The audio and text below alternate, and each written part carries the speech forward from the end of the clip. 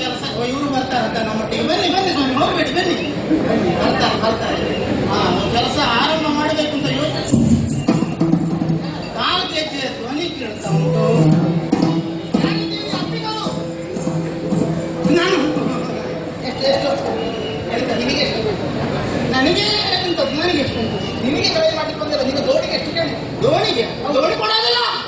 ದೋಣಿ ನನ್ನ ಅನ್ನದ ಬಟ್ಟೆಲ್ಲದು ದೋಣಿ ಕೊಡೋದಿಲ್ಲ. ನಿನ್ನ ಈ ಎತ್ತರಿ ಹಿಡಿದ ದೋಣಿ ಹಿಡ್ಕೊಂಡು ನಾನು ಎತ್ತು ನೋಡಿ. ನಾವು ಮರಕಲ್ಲರು. ಹೌದು. ಇಲ್ಲಿ ದೋಣಿಯಿಂದ ಈ ಕಡೆಗೆ ಆಚೆ ದಾಟಿಸ್ತೀಯಲ್ಲ. ಹೌದು. ಅದಕ್ಕೆ ಎಷ್ಟು ಕೊಡ್ಬೇಕು? ಎಷ್ಟು ಕೊಡಬೇಕು? ಹೌದು. ನಾನು ಹೇಳಿದಷ್ಟು ಕೊಟ್ಟರೆ ಯಾಕೆ ಕೇಳೋದು ನೀನು? ಸರಿ, ಹಾಗಾದ್ರೆ ನೌಕಾರು ಇಟ್ಟುಕೊಡಬಾರದು ಅಂತ ಉಂಟು. ಆದಿತ್ಯ ದಾಟಿಸಿದ್ರೆ ಏನಾದ್ರು ಕೊಡಬೇಕು. ಹಾಗೆ ಹೋಗ್ಲಿಕ್ಕಿಲ್ಲ. ಇಲ್ಲ, ಈಗ ಆದ್ರೂ ಹುಬ್ಬು ನಮ್ಗೆ ಆಚೆ ಹೋಗ್ಬೇಕು. ನಾನು ಎಷ್ಟು ಅಂತ ಹೇಳೋದಿಲ್ಲ, ನೀನು ಕೊಟ್ಟಷ್ಟು. ಆದಿತ್ತು ಆಚೆ ದಾಟಿಸೋಣ. ಆಚೆ ದಾಟಿಸಿ ಮಾತ್ರ ಅಲ್ಲ, ಮತ್ತೆ ದೋಣಿಯನ್ನು ಚೆನ್ನಾಗಿ ಒರೆಸು. ಏನಾಗಿದೆ ದೋಣಿ? ಹಾಗಾದ್ರೆ ಹೊರಗಿನಿಂದ ಎಣ್ಣೆ ಒರೆಸು ಅಂತ ಹೇಳಿದ್ದಾರೆ. ಮತ್ತೆ ದೋಣಿಯ ಒಳಗಡೆಯೂ ಒರೆಸಬೇಕು. ಇದು ಗಂಗಾ ನದಿ ಅಲ್ವಾ? ಹೌದು. ಈ ಗಂಗಾ ನದಿಯ ಒಂದು ಹನಿ ನೀರು ನನ್ನ ದೇಹಕ್ಕೆ ತಾಗದಂತೆ ನನ್ನನ್ನು ಆ ಕಡೆಗೆ ದಾಟಿಸಿ. ಗಂಗಾ ನದಿಯನ್ನು ಎಷ್ಟು ಮಂದಿಗಳು ಗಂಗಾ ನದಿಯಲ್ಲಿ ಸ್ನಾನ ಮಾಡಬೇಕು ಅಂತ ಆಸೆ ಪಡ್ತಾರೆ. ಅಲ್ಲ, ಅವರಿಗೆ ಇರ್ಬೋದು, ನನಗಿಲ್ಲ ಅಂತ ಹೇಳಿದ್ದು. ನಿನಗೆ ಯಾಕಿಲ್ಲ? ಅಯ್ಯೋ, ಪಾಪಿಯಾದ ಅಸ್ಪೃಶ್ಯಳಾದ ಸೂತಕ ಇರುವ ಗಂಗೆಯನ್ನು ನಾನು ಮುಟ್ಟುವುದಿಲ್ಲ. ಪಾಪ ತುಳಿವ ಗಂಗೆ ಬುಧಕ ಸೋಕವಾದ ತಿರುತ್ತಲಿದೆ. ಕೋಪ ಮಾಡ್ಕೊಳ್ಬೇಡಿ ನಮ್ಮ, ಕೋಪ ಮಾಡ್ಕೊಳ್ಬೇಡಿ ನಮ್ಮ, ನಿಮಗೆ ಯಾಕೆ ಬುದ್ಧಿ? ಪಾಪ ತುಳಿವ ಗಂಗೆ ಬುಧಕ ಸೋಕವಾದ ತಿರುತ್ತಲಿದೆ. ಯಾಕೆ ಈ ಬುದ್ಧಿ?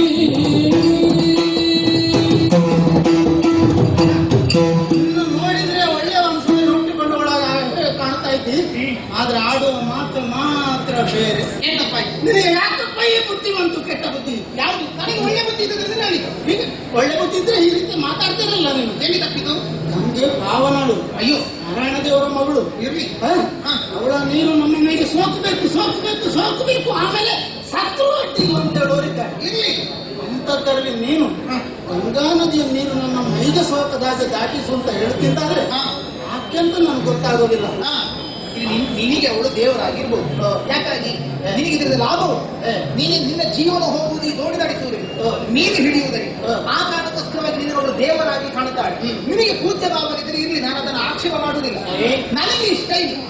ನನಗೆ ಅವಳು ನೀಚರಾಗಿಯೇ ಕಾಣುತ್ತಾರೆ. ದೇವರು ಮಾತ್ರಲ್ಲ, ನನ್ನ ಅಪ್ಪೆಯನ್ನು ನಿಂದಿಸಿದ್ದೀನಿ. ಅದಕ್ಕೆ ನಾನಿಗೆ ಬೇರೆಯವರ ಜೊತೆ ಎಂತದ್ದು ನಾನಿದ್ದು ಬರಿಗೈಯಲ್ಲಿ ಹಾಗೆ ಸುಮ್ಮನೆ ಮಾಡಿಕೊಟ್ಟಿದ್ದೆ. ಅಲ್ಲ ಹೇಳಿದ್ದು ನಾನು, ನಿನ್ನಿಂದ ಆಗುತ್ತದೆ ದಾಟಿಸುವುದು ಆಗೋದಿಲ್ಲ. ಇಲ್ಲ, ಅಮ್ಮನನ್ನು ನಿಂದಿಸಿದ ನಿನ್ನನ್ನು ದಾಟಿಸೋದಿಲ್ಲ. ನಿನ್ನ ಅಪ್ಪನನ್ನು ಕರೀತೇನೆ. ನನ್ನ ಅಪ್ಪ ಸತ್ತು 12 ವರ್ಷ ಆಯ್ತು. ನೀನು ಸ್ವರ್ಗಕ್ಕೆ ಹೋಗ್ಬೇಕಷ್ಟೇ. ಅಪ್ಪ ಅಂತಾರೆ. ನಿನಗೆ ವಿಶ್ವಾಸ ನಿನ್ನಪ್ಪ ಸ್ವರ್ಗದಲ್ಲಿದ್ದಾನೆ. ಅದು ಸಾಯುವಾಗ ತುಳಸಿ ನೀರು ಹಾಕ್ತೇವಲ್ಲ, ಹಾಕುವಾಗ ನೀವು ಸ್ವರ್ಗಕ್ಕೆ ಹೋಗಿ ಅಂತ ನಾವು ಕೈ ಮುಗಿತೇವೆ. ನಿನ್ನ ಮಾತಿನ ನಡೆಯುತ್ತದೆ. ವಿಶ್ವಾಸ. ನಿನ್ನ ಅಪ್ಪ ಅಂದ್ರೆ ಸತ್ತ ನಿನ್ನ ಅಪ್ಪನಲ್ಲ. ನಿನ್ನ ಜಾತಿಯವರು ಬೇರೆ ಬೇರೆ ದೋಣಿ ನಡೆಸೋರು ಅವರನ್ನು ಕರೀತಾರೆ. ನಿನ್ನ ಅಜ್ಜಿ ಯಾರಾದ್ರೂ ಬೇರೆ ದೋಣಿ ತಾಂಡೆ. ಹೌದಾ? ಹೌದು. ಆಗೋದಿಲ್ಲ. ಹೋಗ ನಾನು ಹೋಗುದಿಲ್ಲ. ನಾನು ನೀಚಳ ಮುಟ್ಟುವುದಿಲ್ಲ. ನಿನ್ನ ಕ್ರಿಯೆಗೆ ನನ್ನ ಉತ್ತರ ಕ್ರಿಯೆ ಬೇಡ. ನಾನು ಹುಟ್ಟುದಿಲ್ಲ, ಅವಳು ಪಾಪಿ, ಅವಳು ನೀಚಳು. ನಾನು ನಿಂದಿಸಿದ್ದಿ ಗಂಗೆ, ಅವಳನ್ನು ನಿಂದಿಸಿ ನಿನ್ನನ್ನು ದಾಟಿಸೋದಿಲ್ಲ. ನೀನು ಯಾರು ದಾಟಿಸ್ತಾರೆ ನೋಡ್ತೇನೆ ನಾನು. ಹುಟ್ಟುದಿಲ್ಲ ಆ ನೀಚಳಾದ ಗಂಗೆ ಬಂದು ಕೇಳಿದ್ರೆ ಹೇಳ್ತೇನೆ. ನಲಿ ನಲಿ ತನಗೆ ಸಂಭವಿತ ಮೈ ತಳಿದೈತರು ಕೇಳಿದರು.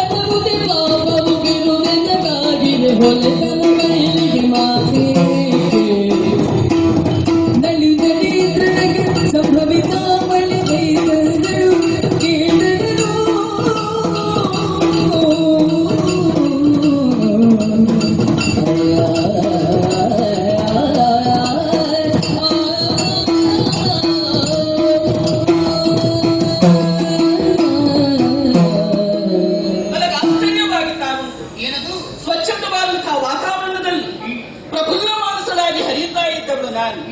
ನಿಂದಾವಾಕ್ಯಗಳನ್ನು ಕೇಳಿದ ಕ್ಷಣದಲ್ಲಿ ನೀರಾಗಿ ಹರಿಯುವಂತಹ ನಾನು ನೀರೆಯಾಗಿ ಮೈ ತೆಗೆದು ಬರಬೇಕಾದಂತಹ ಸಮಯ ಬಂತು. ಗಂಗಾ ಭವಾನಿ. ಹೌದು, ನನ್ನ ಬಗ್ಗೆ ನೀನು ಆಡುವಂತಹ ಮಾತುಗಳು ಇದು ಬಿರುನುಡಿಯ ಮಾತುಗಳಾಗುತ್ತಾ ಉಂಟು. ಅಸ್ಪೃಶ್ಯರು ನಾವು ಎನ್ನುವ ಹಾಗಾಡ್ತಾ ಇದ್ದೀಯ, ಹೌದಮ್ಮ. ಪಾಪಿಷ್ಟ ಎನ್ನುವ ಹಾಗೆ ನುಡಿಯುತ್ತಾ ಇದ್ದೀಯ. ಪ್ರಾಪಂಚಿಕರೆಲ್ಲರೂ ಕೂಡ ನನ್ನ ಕುರಿತಾಗಿ ಹೇಳುವಂತಹ ವಿಚಾರವಾದರೂ ಯಾವುದು? ಹೇಗೆ?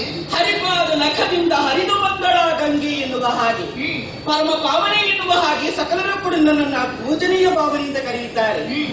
ನನ್ನ ಒಂದು ಬಿಂದು ಹನಿ ಸ್ಪರ್ಶವಾದಂತಹ ಕಾಲದಲ್ಲಿ ಜನ್ಮ ಜನ್ಮಾಂತರದ ಪಾಪಲೇಪಗಳೆಲ್ಲವೂ ಕೂಡ ನಾಶವಾಗುತ್ತದೆ ಎನ್ನುವ ಹಾಗೆ ಹರಕೆಯನ್ನು ಕೈಗೊಂಡು ಮುಂದೆ ಬರುವವರಿದ್ದಾರೆ. ಹೌದು.